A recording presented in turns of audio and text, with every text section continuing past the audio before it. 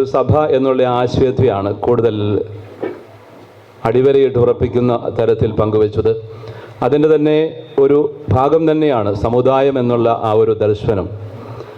എന്തിനാണ് ഇങ്ങനൊരു സമുദായ ശക്തീകരണ വർഷം സീറോ മലബാർ സഭയിൽ എന്നതിൻ്റെ ഉത്തരം ബഹുമാനപ്പെട്ട വികാരിച്ചൻ നമുക്ക് പങ്കുവച്ചു തന്നു. നമ്മുടെ സമുദായത്തിൻ്റെ സംഭാവനകളെക്കുറിച്ചുള്ള കാഴ്ചപ്പാടുകൾ നമുക്ക് കൃത്യമായിട്ട് ഉണ്ടാവണം. സമുദായം എന്ന് ചിന്തിക്കുമ്പോൾ അത് സഭ എന്ന തരത്തിൽ കൂടി നമ്മൾ തിരിച്ചറിയേണ്ടതുണ്ട്. ഇത് രണ്ടും ഒരു നാണയത്തിൻ്റെ ഇരുപുറങ്ങൾ പോലെ പരസ്പരം ബന്ധിതമാണ്. സഭ കർത്താവിൻ്റെ ശരീരമാണ്.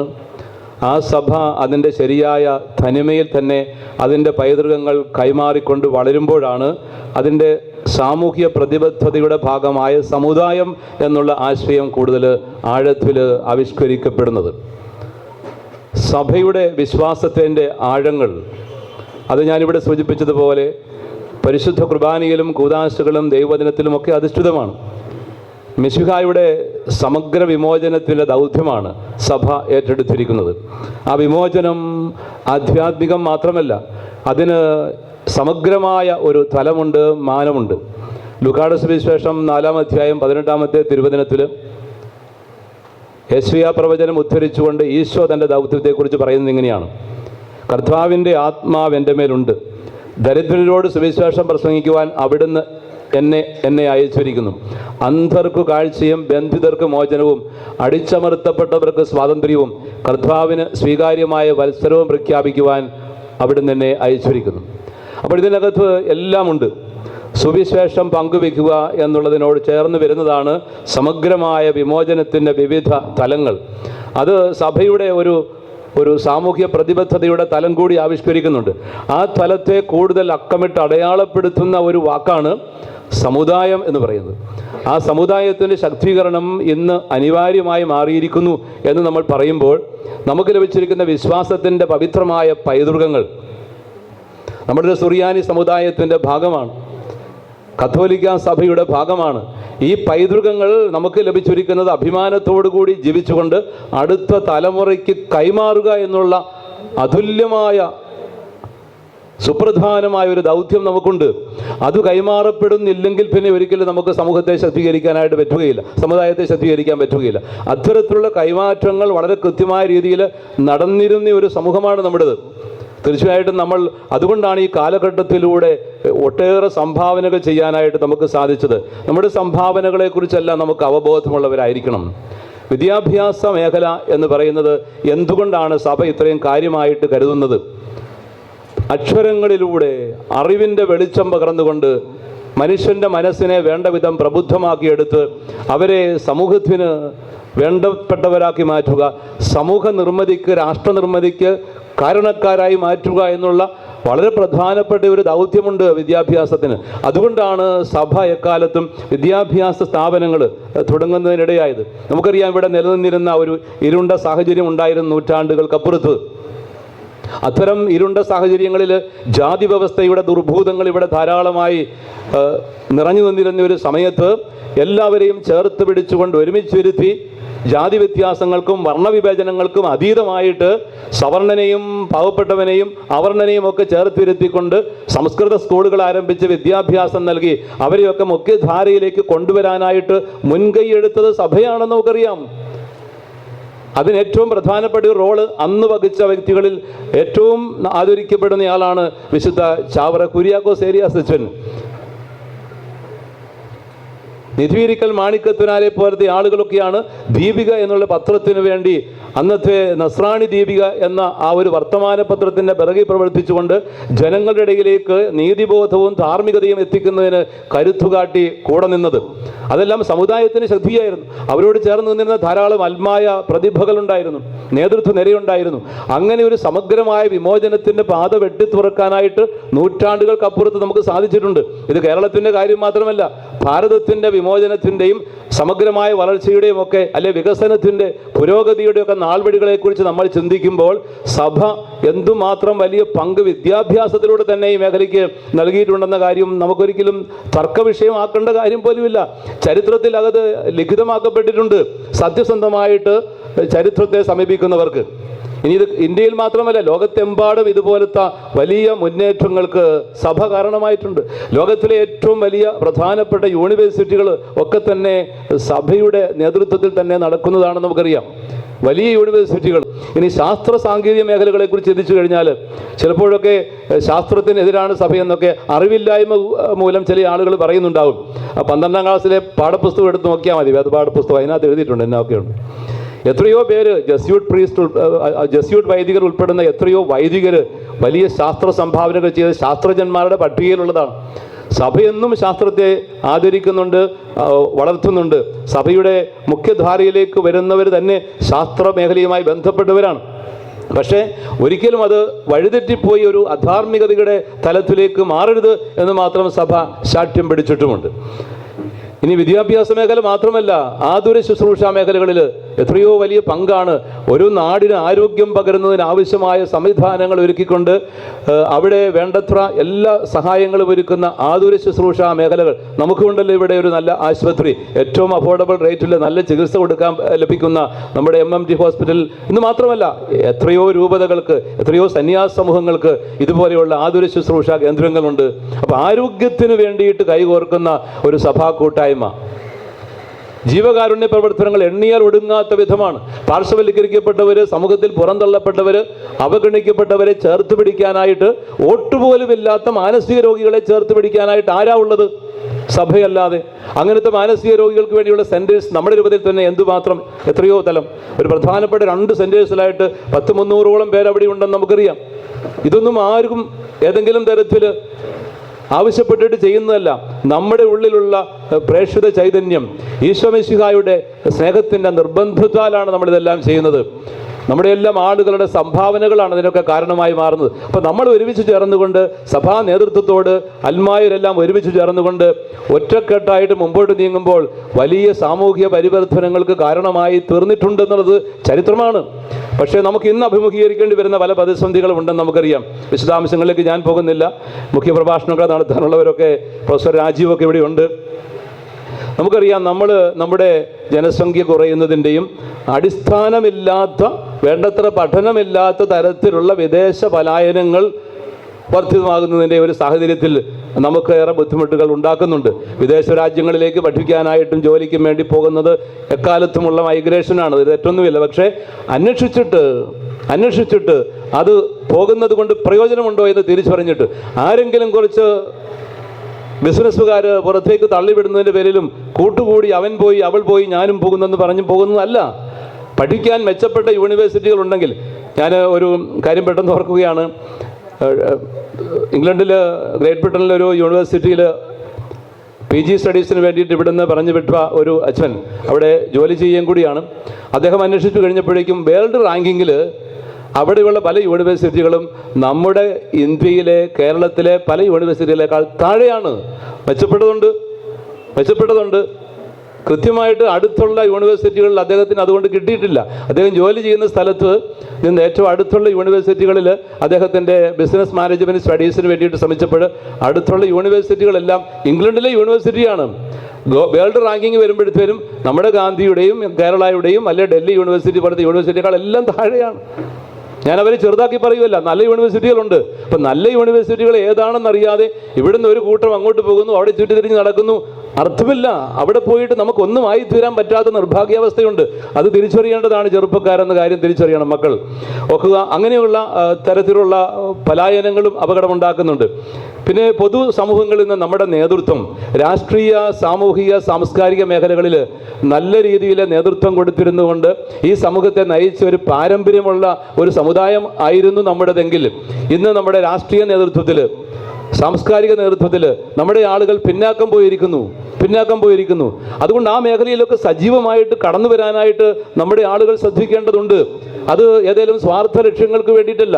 നമ്മുടെ സമൂഹത്തെ, ഈ പൊതുസമൂഹത്തെ കൂടുതൽ ക്രിയാത്മകമായി, മൂല്യാധിഷ്ഠിതമായി നിർമ്മിച്ചെടുക്കാനുള്ള സാമൂഹ്യ പ്രതിബദ്ധതയുള്ള വ്യക്തികളുടെ ഒരു സഭാത്മക മുഖമാണത്. അത്തരത്തിലുള്ള സഭയുടെ ആ സാമൂഹ്യ പ്രതിബദ്ധതയുടെ മുഖം ജീവിക്കാൻ അൽമായരെ നിങ്ങൾക്കാണ് പറ്റുക. എനിക്ക് നാളെ പോയി ഇലക്ഷൻ നിൽക്കാൻ പറ്റുകയില്ല. ഞാനല്ലത് ചെയ്യേണ്ടത്. ഇലക്ഷൻ്റെ കാലമൊക്കെ എടുത്തിരിക്കുകയാണ് ഇപ്പോൾ, വീണ്ടും ഇലക്ഷൻ. അപ്പോൾ ഈ നല്ല നേതൃത്വമൊക്കെ ഉണ്ടാവണം. അത് മെത്രാന്മാരും വൈദികരും അല്ല ഇലക്ഷൻ നിൽക്കേണ്ടവർ. അവർ പ്രചോദനങ്ങൾ തരും, ആശയങ്ങൾ പങ്കുവെക്കും, മൂല്യങ്ങൾക്ക് അടിസ്ഥാനം തരും, പിന്നിൽ നിന്ന് സപ്പോർട്ട് തരും. അൽമായരാണ് ഇതിന് മുൻപോട്ട് വരേണ്ടത്. എല്ലാ തരത്തിലും അങ്ങനെ മുൻപോട്ട് വരിക. വത്തിക്കാൻ കൗൺസിലൊക്കെ അത് അടിവരയിട്ട് പറയുന്ന കാര്യമാണ്. സമൂഹത്തെ നയിക്കുന്നതിന് വേണ്ടി കരുത്തുള്ള, കർമ്മശേഷിയുള്ള, മൂല്യബോധമുള്ള, വിശ്വാസ ബോധ്യങ്ങളുള്ള അൽമായർ മുൻപോട്ട് വരണം. വോട്ട് ബാങ്ക് രാഷ്ട്രീയമെന്ന് വല്ലാതെ പ്രബലമായിക്കൊണ്ടിരിക്കുന്ന ഒരു കാലത്താണ് നമ്മൾ ജീവിക്കുന്നത്. വോട്ട് ബാങ്കുകളാകുന്നവർക്ക് മാത്രമേ ഇന്ന് നിലനിൽപ്പുള്ളെന്ന മട്ടിൽ കാര്യങ്ങൾ നീങ്ങുന്നു. അവിടെ നീതിബോധവും വേണ്ടത്ര തരത്തിലുള്ള പരിഗണനകളുമൊന്നും കിട്ടാതെ പോകുന്ന ആളുകൾ ഉണ്ടെന്ന കാര്യം നമ്മൾ തിരിച്ചറിയണം. അതുകൊണ്ട് ഇതെല്ലാം ഒരു കാഴ്ചപ്പാടായിട്ട് മാറണം. ഒരുമിച്ച് നിൽക്കുകയും ഒരുമിച്ച് നടക്കുകയും ചെയ്യേണ്ടതിൻ്റെ അനിവാര്യത അടിവരയിടാൻ വേണ്ടിയിട്ടാണ് ഞാൻ അത്രയും പറഞ്ഞു വെച്ചത്. നമുക്ക് അർഹമായ പല കാര്യങ്ങളും നിഷേധിക്കപ്പെടുന്നുണ്ട്.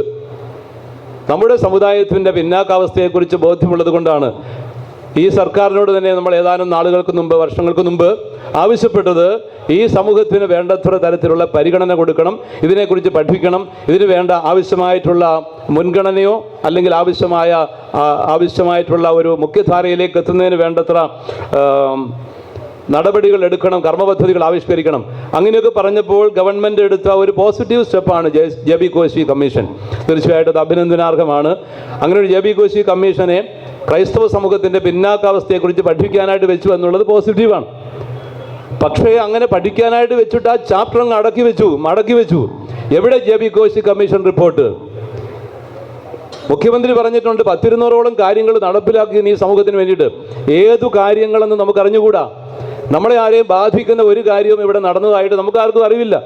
അതുകൊണ്ട് എന്തൊക്കെ കാര്യങ്ങളാണ് ഈ സമൂഹത്തിൻ്റെ പിന്നാക്കാവസ്ഥയെക്കുറിച്ച് മനസ്സിലാക്കി പഠിച്ചിട്ട് ആ കമ്മീഷൻ്റെ റിപ്പോർട്ടിനനുസരിച്ച് എന്തു കാര്യങ്ങളാണ് ഇവിടെ നടപ്പിലാക്കിയെന്ന് ആദരണീയനായ മുഖ്യമന്ത്രി തീർച്ചയായിട്ടും നമ്മോട് പറയുമെന്ന് നമ്മൾ വിശ്വസിക്കുകയാണ്. അത് പറയാൻ അദ്ദേഹം കടപ്പെട്ട ആളുമാണല്ലോ സ്വാഭാവികമായിട്ടും. അതുപോലെ ഈ കമ്മീഷൻ കൊടുത്ത നിർദ്ദേശങ്ങളും അതിൻ്റെ റിപ്പോർട്ടും പുറത്തുവിടാനായിട്ടും തീർച്ചയായിട്ടും ആദരണീയനായ മുഖ്യമന്ത്രിയും ഭരണ സംവിധാനങ്ങളും തയ്യാറാവേണ്ടതുണ്ട്. ഇത് നമ്മൾ കത്തോലിക്ക കോൺഗ്രസ് ആവശ്യപ്പെടുന്ന ഒരു കാര്യമാണ്.